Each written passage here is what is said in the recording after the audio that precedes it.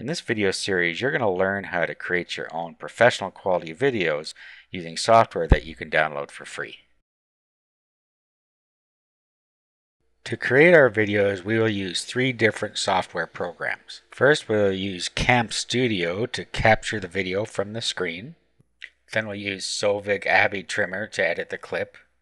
And then we'll use FLV Producer Lite to create the streaming video. You can download all of these programs from the links in the resources document.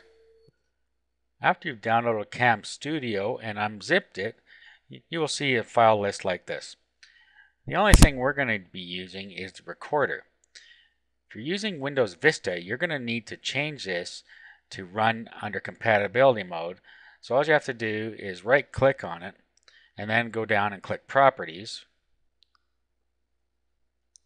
And then go to Compatibility, and then run it in compatibility mode, Windows XP Service Pack 2, and run this program as an administrator. Make sure that that's all set before you start, and then click OK. Now what we can do is we can open this just by double clicking on it, and then Cam Studio opens for us. You see a nice little window like this. Now let's go over how to set up Cam Studio so we can get going with a screen capture. On this example, I'm just going to record the Yahoo screen, but you would be recording something more useful than this, like a video tutorial. So let's go through the setup first. Now we have File, Region, Options, Tools, Effects, and View. So let's start, well, File is just record, stop, pause, and exit. So let's start whether we want a region, a fixed region, a window, or full screen. These are the types of recordings you can do. A region allows you to select a region of the screen. A fixed region is a fixed size region, right, that isn't variable.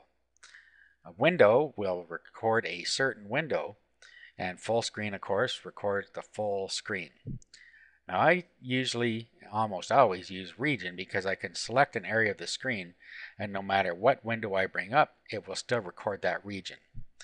It allows you more flexibility than a fixed region, and if you use window, it'll only record the window that you have open at the moment.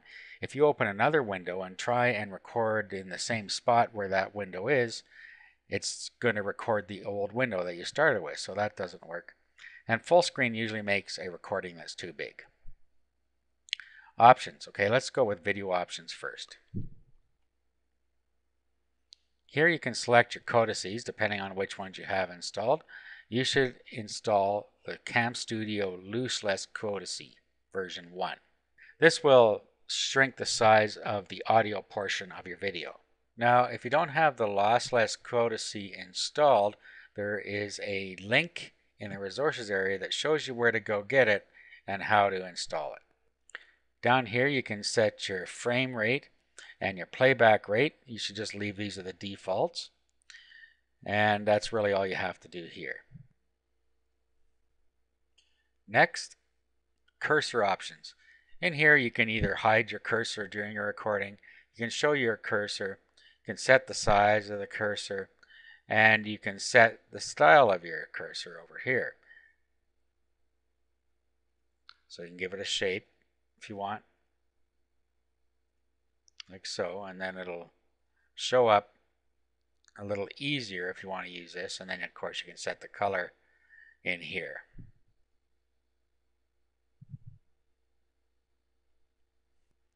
If you don't want to use that, just turn off the highlight.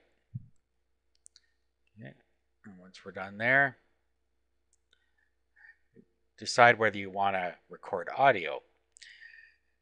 In most cases you probably do, so you select record audio from the microphone if you're recording audio, and then you have to go to audio options and audio for the microphone. Here you're going to have a drop down list of your available audio options, so you just go and pick the ones in here that you want. Now here you have your recording format. Now the best one to use here is 44.1 kilohertz mono 16-bit.